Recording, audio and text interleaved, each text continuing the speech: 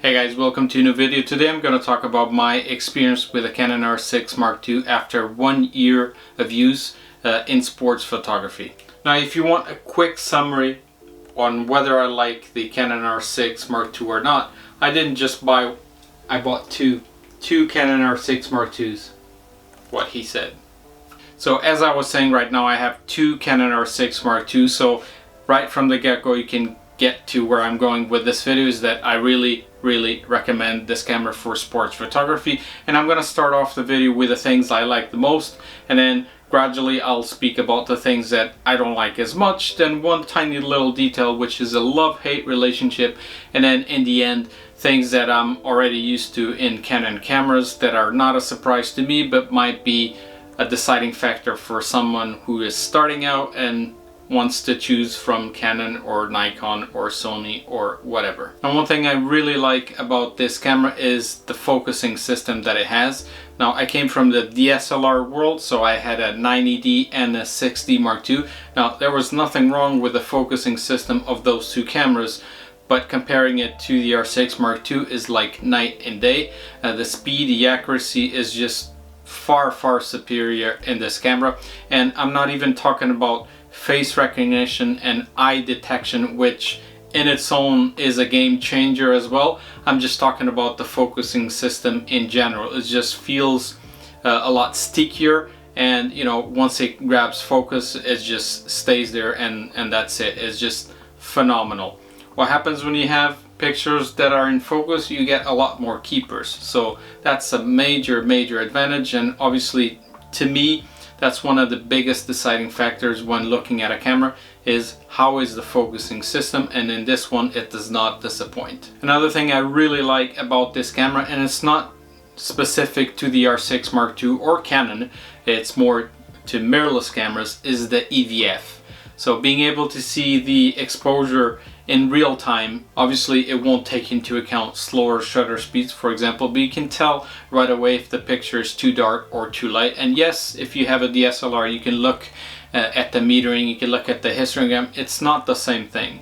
So EVF is a game changer, and especially when you're reviewing pictures you don't have to take your eye off the viewfinder, so you can be in your own little world, going through the pictures, locking them, deleting them, zooming in and out. It's much better than looking at the back of the camera, especially if it's one of those sunny days.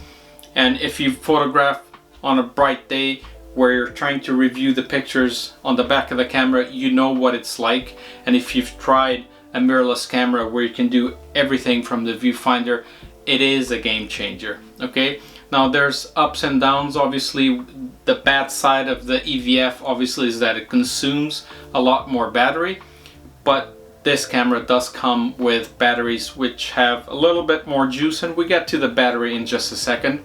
And the other thing is that it might have a little bit of latency that you're not used to when you're panning. So for a certain amount of time I had the R6 Mark II and the 90D, so I had two different systems. And you can tell with the DSLR when you're panning you don't notice any lag, you don't notice any latency when you're panning really fast, whereas with the R6 Mark II you will notice a little bit. Now that I have two R6 Mark IIs, I don't notice that anymore because I don't have another one to compare it to. Another really good thing about this camera is the performance it has in low light situations, so I have no issues whatsoever in shooting at 10,000 ISO, 12,800, no problems. Comparing to using the same ISOs on different cameras that I used to have, you can clearly tell the difference. So the performance in low light is much better. Another thing I really like about this camera is the ergonomics. So how does it feel in the hand, the build quality, the button placement is just phenomenal. I did get a grip for both of my R6 Mark IIs, and not just for extended battery life, but also to be able to take portrait pictures without having to do weird positions, and also because of the weight it counterbalances the long lenses much better. Speaking of the grip itself, if you buy it brand new, I think it's a rip-off. I think it's a ridiculous amount of money that Canon asks for this specific grip. especially if you take into consideration that this grip is used in so many different models. I don't get it why it's that expensive. So I bought it secondhand for both of them, paid half the price, and it does the job just fine. It is a genuine Canon battery grip. I just bought it secondhand. That's the only difference. Works fine, saved a lot of money. At the end of the day, it does the same job.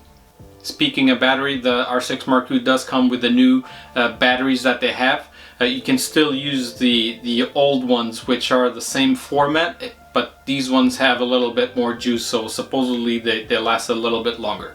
But then you have the EVF, which consumes more battery. So at the end of the day, even with two batteries, DSLR, at least in my experience, a comparable DSLR, let's say the 9ED with two batteries, or the 6D Mark II with two batteries, which is what I used to have, will do more games than the R6 Mark II with two batteries.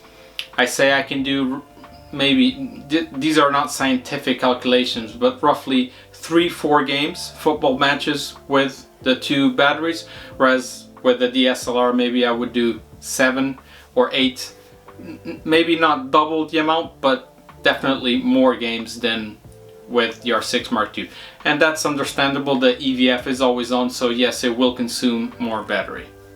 Now, I've already talked about the button placement on this camera, and it's really good from an ergonomic standpoint. Another thing I love is that you can personalize those buttons. So what actions do those buttons do when you press them? You can really customize what each button does, and that makes you more efficient, and it just makes the experience of owning and using this camera a lot better. And finally, the last thing I love about this camera is that I can use my EF glass. So I have a 400mm f2.8 Mark II and a 7200 f2.8 Mark II as well, so they are phenomenal lenses. And the fact that I can use this camera with the EF adapter without losing any performance or quality made me want to do the switch to this camera. So if I had to switch all of my glass, so get rid of my EF lenses and have to buy RF glass just to be able to use the R6 Mark II, I probably would have still kept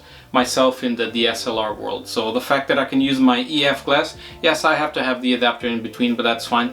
Just made me do the switch. And you know, a good lens, a good investment will last you almost a lifetime, and I definitely want to keep my lenses for a very, very long time because they're very good, and the fact I can use them on this camera is magnificent. Now let's talk about some of the things I don't like as much, and one of them I already talked about, which is the battery life. It doesn't last as long as a DSLR would, but it's not the end of the world. One of the things I don't like as much, and again it's very minor, is that the wake up time. So if you have two bodies and one of them is sitting next to you, let's say you're shooting with a 400, right, and the action starts coming towards you, near you, and the framing is getting too tight, so you need to switch cameras. If you pick up the R6 Mark II, the time it takes to wake up from the time you press the shutter is slightly slower than a DSLR. So what I usually do is once in a while I just touch the shutter button to make sure it's awake, so that if I need to do the switch, it'll be ready. Now obviously you could say, well, why don't you just make sure it doesn't go to sleep at all? Well, because if I'm shooting with a 400 for prolonged times a period, then maybe yes, I do want it to go to sleep, so I save some battery. Again, not the end of the world. We're talking about milliseconds maybe, but you do notice it. If you came from a different system, like the DSLRs, they'd be ready right away, right? Whereas the mirrorless, just the wake up time is just ever so slightly a little bit slower. And then there's that love-hate relationship, which is with the electronic shutter. Love because you can take 40 frames per second, and that is absolutely magnificent. It's, you know, it's just math. The probability of you getting that specific moment taking more frames is just much higher than if you're shooting with the mechanical shutter, which takes 12 frames per second. So there's a big difference between 12 and 40. Now the cons is that obviously if you're taking 40 frames per second, your card is going to fill really fast, and culling through those images is a pain. And not to mention that the biggest concern here is the rolling shutter, which is somewhat evident in this camera. I've made a video in the past specific about rolling shutter, so I'm not going to talk too much about it.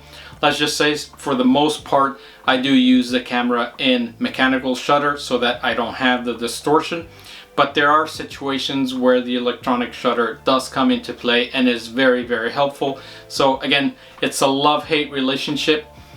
It's not at the same level as the R3 would be, or as the R1, which will come eventually, will be at, which is, you know, it doesn't have problems with rolling shutter as the R6 Mark II does. But again, there's good things and bad things about it. And then things that I'm already used to with Canon cameras, one of which is the color rendition. So the colors that this type of camera produces, I think match the reality quite well. So I don't have to do a lot of editing when I'm in, you know, editing my images. I import them and I don't have to spend a lot of time editing. To me, that's a big, big plus, right? If you don't have to do a lot of editing, then you're saving time. If you can do everything in camera, and when you're going to edit your photos, all you're doing is maybe a little bit of cropping and not much more, that's awesome. You're being efficient. And the colors that it produces, once again, are just realistic and they're not overly saturated or anything like that. And then one final thing is that flip out screen that these cameras have, which are magnificent.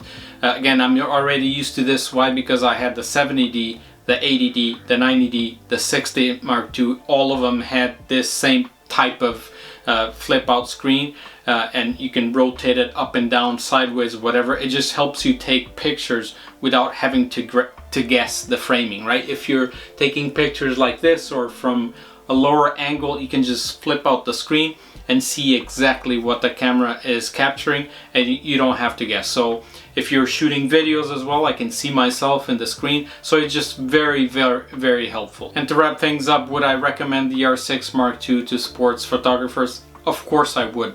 I have two, so I think that tells you the whole story, right?